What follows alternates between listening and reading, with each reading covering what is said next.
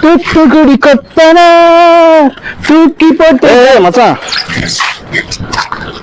வாழ்க்கையே வெறுப்பா இருக்கு மச்சான். ஏன் மச்சான் என்னாச்சு?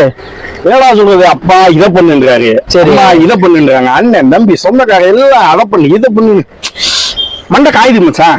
இந்த உலகம் 1000 சொல்லும், ஆனா உனக்குள்ள ஒருத்தன் இருப்பான், அவன் என்ன சொல்றான்றத மட்டும் கேளு. A few moments later.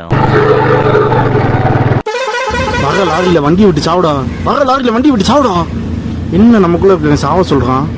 உனக்குள்ள ஒருத்தன் இருப்பான், அவன் என்ன சொல்றான்றத மட்டும் கேளு. விடுறா வண்டிய லாரிக்குள்ள.